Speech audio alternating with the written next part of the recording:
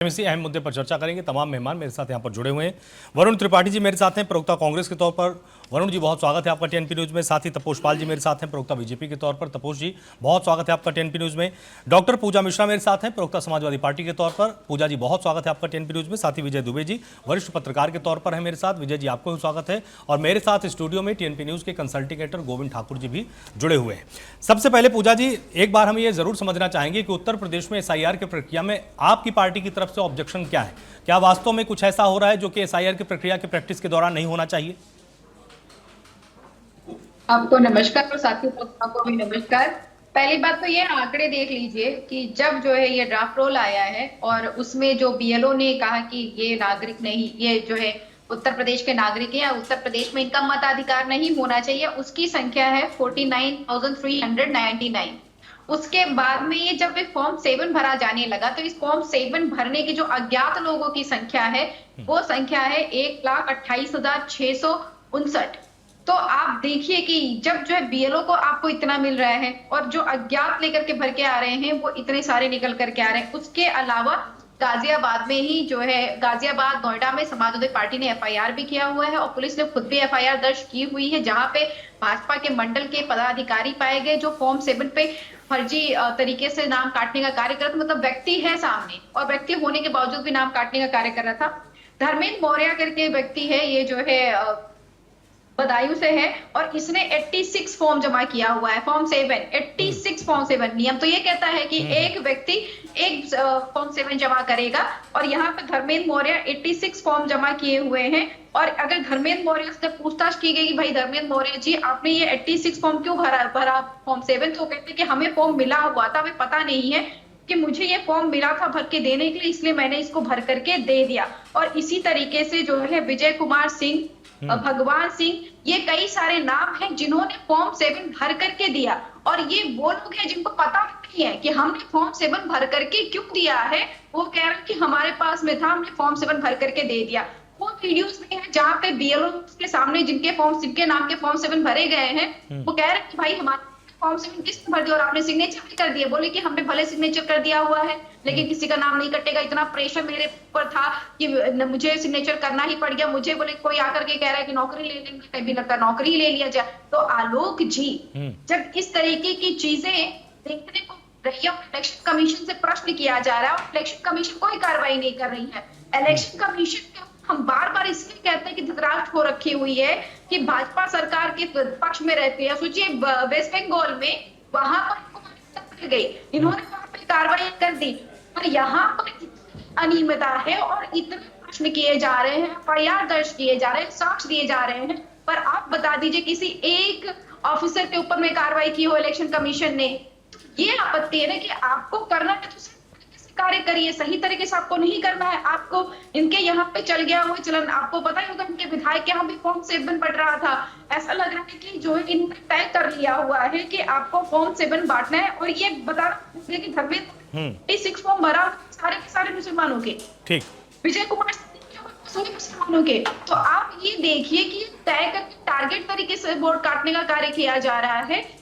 ये इतनी अनियमितता है जो हमारे उत्तर प्रदेश के वोटर्स हैं उनके मताधिकार का हनन हो रहा है। और क्योंकि भाजपा के साथ तो उसके साथ गांठ हो रखी है। वेस्ट बंगाल ऑफिसर्स को तुरंत कार्रवाई कर दी जा रही है। उत्तर प्रदेश में इतनी अनियमितता लेकिन कार्रवाई नहीं की गई। एफआईआर दर्ज चुका है, एफआईआर दर्ज होने के बाद में भी आपको कोई कार्रवाई देखने को नहीं मिली। ठीक है तपोष जी, जिस तरह के आरोप पूजा जी ने यहाँ पर लगाए हैं, क्या वास्तव में अधिकारियों की तरफ से या बीएलओ की तरफ से इस तरह की लापरवाहियां बरती जा रही हैं और लगातार शिकायत के बावजूद भी कोई कार्रवाई नहीं हो रही? हालांकि ये निर्वाचन आयोग का मसला है, लेकिन जो आरोप लग रहा है उसमें बार बार बीजेपी की तरफ से उसमें डिफेंड किया जाता है कि भाई ऐसा नहीं है। क्या वास्तव में परिस्थितियां इस तरह की हैं क्या?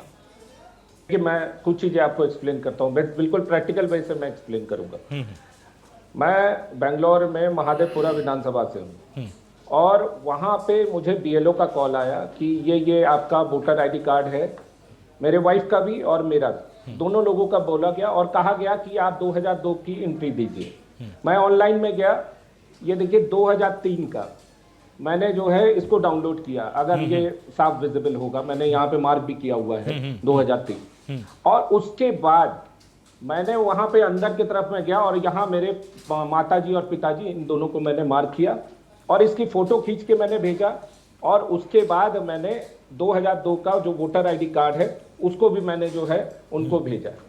अब इसमें वो तुरंत सेटिस्फाइड हो गए, वो कहें बिल्कुल सही है आपका डेटा, और मैंने वो पीडीएफ भी उनको व्हाट्सएप पे भेज दिया, कोई प्रॉब्लम नहीं हो, एक कॉल में मैंने सारा काम कर दिया। इसीलिए हम लोग जो है अपने विधानसभा में भाजपा की तरफ से देखिए एसआईआर अवेयरनेस कैंप हम चला रहे हैं, जिसमें कि लोगों को हम साफ तौर पे ये बता रहे हैं कि पैनिक होने की कोई आवश्यकता नहीं, क्योंकि बेंगलोर में पूरे भारत से लोग आए हुए हैं जो कि टेक्नोलॉजी के क्षेत्र में बहुत बड़ा योगदान देते हैं। और जब वो वोटर आईडी कार्ड यहाँ बनाते हैं तो उनसे 2002 में पूछा जाएगा क्या है कैसे है।